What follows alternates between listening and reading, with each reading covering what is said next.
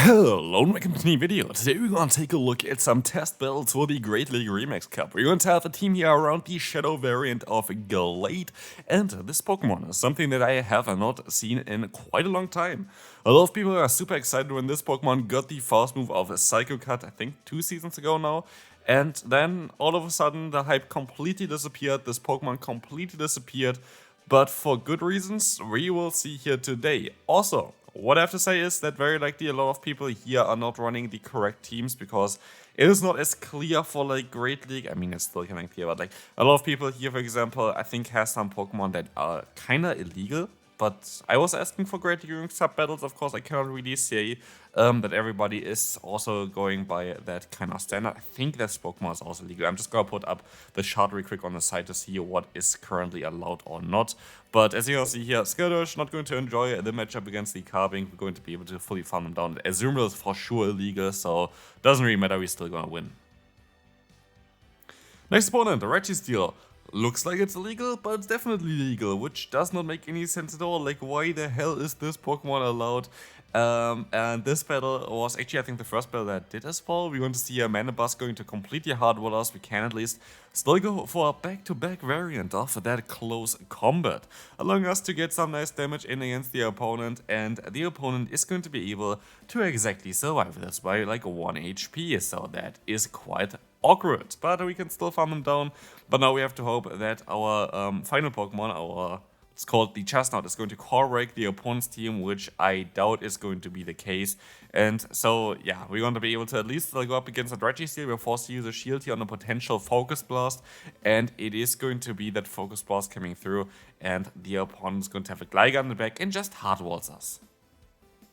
By the way, the first opponent that we just battled literally had a team of 3 Pokemon that were banned for this cup, so that's kind of hilarious. We still won against them. Anyway, here we're gonna see the strength of that Gallade. Having access to Psycho Cut plus Leaf Blade is insane, because as you're gonna see here as well, we're gonna be able to go for a shield against that Hydro Cannon. Going to be able to get now another Leaf Blade off, and we can guarantee alignment, and this is kind of important for this Pokemon, this is kind of important for it as well. But you have to be a little bit careful. There's one Pokemon which you're gonna see here later on as well, where I made a little bit of a mistake then later on, where you are not going to be able to outspeed them. Here, every other Pokemon you're going to be able to outspeed if you swap into it, because it's like the fastest Pokemon to get to. But there's another Pokemon that can match the speed, and if they have like one fastball advantage, it can be a little bit tricky. Anyway, we're going to see here the Carbon coming back in, going to have to take a super effective Shadow Leaf Blade, and Leaf Blade is like one of the strongest moves in the game, and you see it already why that's the case. And so we're going to be able to get them insanely low, we're going to be able to align ourselves, we're going to be even getting off another Leaf Blade here, because Rock Slide is of course resisted. Getting them even lower, allowing us to farm them down. Look at this Quagsire in the back against our Chestnut. What are they supposed to do? Nothing they're supposed to do, and we're going to be able to go for that knockout here, and goodbye to the opponent. Anyway, let's take a look at the next opponent here coming up. We're going to have Carbink against a Mantine. Lovely lead for us. Let's see if we can still screw it up. It's going to be the Steelix, and here is one of the weaknesses for this team, I feel like. You have 2 fighting type Pokemon, and neither of them has counter damage, and that is something that Steelix will take advantage of. As you can see here, super effective Psychic Fangs is quite an awkward one for us. We can still go for a Frenzy Plant, going to be able to get the shield, and I can still at least reach one more move here, which is going to be the superpower, and they let the move go through. I found this very weird, that they didn't use a shield here. I feel like for them, their only play really is to align themselves. And like this, they just gave me switch and shield advantage. And like this is something that doesn't really help them. I guess maybe for Typhlosion I wanted to keep a shield, but at the end of the day, what is a Typhlosion going to do against the Carbink? So I don't know, like it was a little bit of a weird one there. For sure, at this point, we can just even sacrifice our Gallade. They can go for the Blast Wave if they want to, they go for the Thunder Punch, and so we can even reach that Leaf Blade here, and this game is over. Like there's nothing that the opponent can do here anymore. We have 2 shields, we have a Carbink, we have a Flying type against our Carbink. Like what is going to happen here? Let's see if they're still going to try to play it out here. Apparently they do. I could let the move go through here as well. I decided to use a shield here onto the aerial ace. That's totally fine. There's nothing the opponent can do anymore. Like there's literally nothing, and so we can just knock them out with the Rock Slide, and we can move on to the next opponent.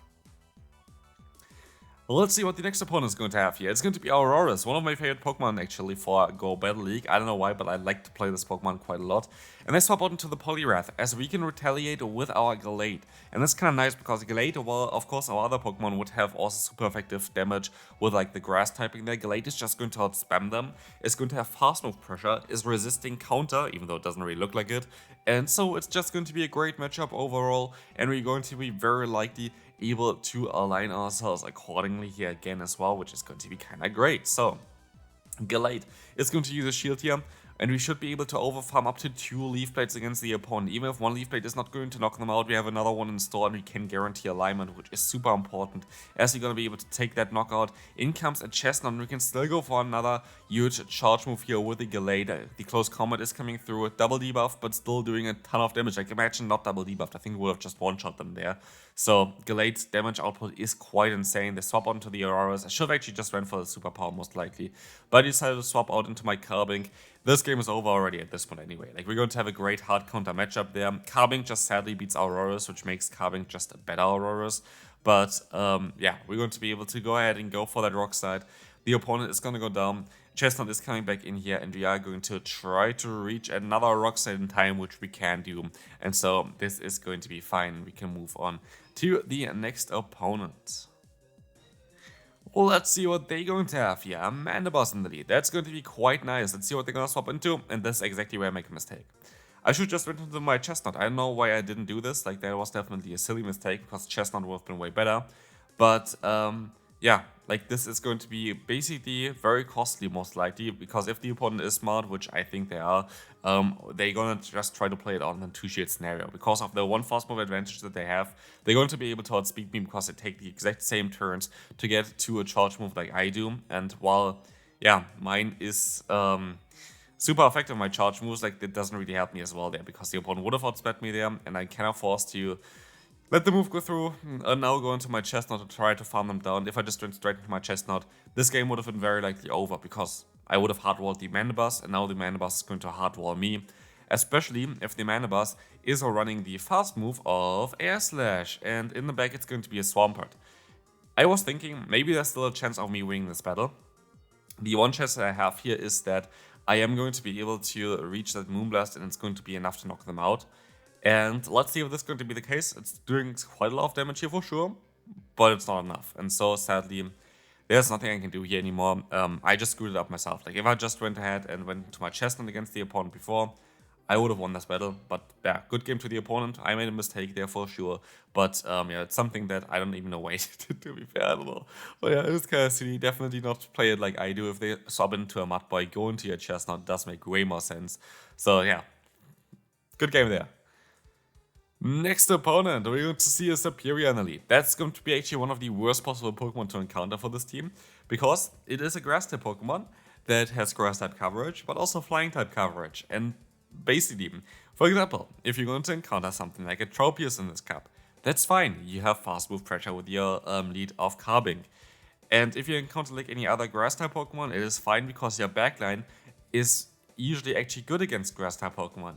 It is just Serperior. That is a Grass-type Pokemon, that is not a Flying-type Pokemon, that is Flying-type coverage, that is very difficult for us to deal with, so yeah, that's not really too great. Also, this team, of course, if you have not really noticed it, is an ABB style line, so basically Gallade can bait out most of the Flying-type Pokemon for your Chestnut on the back to sweep endgame, which is kinda cool tech. But as you're gonna see here, we're gonna be able to go for the full farm down. The opponent is going to have now the Serperior coming back in here, and my only play and my only hope is to try to catch a Frenzy Plant on to my Chestnut. Are we going to be able to do that?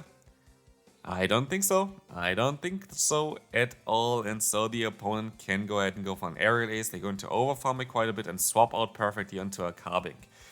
Smart move. If I went straight for 2 Frenzy Plants here, I think I would have had actually a decent chance of winning this battle. Of course, I wanted to go for the superpower as soon as possible, just to pressure the opponent's Pokemon, the opponent's Serperior.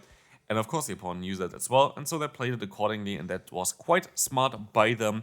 Yeah, if I just went for double Frenzy Plant, I think I had a great chance of still winning this battle. But like this, I am not going to have any chance of winning this battle as the opponent. Just going to have a little bit too much energy on the carbing. I had to overfarm the 100 energy, by the way, to have any chance of really having a chance of winning the battle, I think. Maybe I could have actually went for the double work side there. I'm not too sure. I don't think it would have been enough. But yeah, let's move on to the next opponent. Lovely lead. Great Pokemon to swap into as well. Minun. I don't know when the last time was that I had to battle against this thing. Quick Attack, Fast Move, Discharge, and Grass Knot is usually the moveset of this Pokemon, which is a cool moveset. Like, it's a really cool moveset. I just really hope that they buff Electric-type Pokemon for the next season, because, I don't know, like, there are a lot of Water-type Pokemon. Yes, of course, there are also some Water and Ground-type Pokemon. Just giving Electric-type Pokemon Grass-type coverage kind of fixes that issue as well. But, if you take a look at like the Pokemon that got banned, this iteration even for this one here, you're going to see Pokemon like Dugong, Feraligatr, Lantern, I guess as well. It's kind of Azumarill, Skarmory, the Whiscash as a water type as well, but Talonflame, a lot of Pokemon that are kind of weak to electric type Pokemon. Of course, like Whiscash and Lantern are just water type Pokemon, are not weak. But also look at that boom against the Ferrothorn, that was kind of nice of our Gallade, and we can still finish up this battle and move on to the next opponent. Let's see what they're going to have. Some very spicy stuff here. That is a Trapinch. And I'm kind of jealous because I can also have a Trapinch as well. And there's like one thing that I'm really kind of sad about that I didn't do.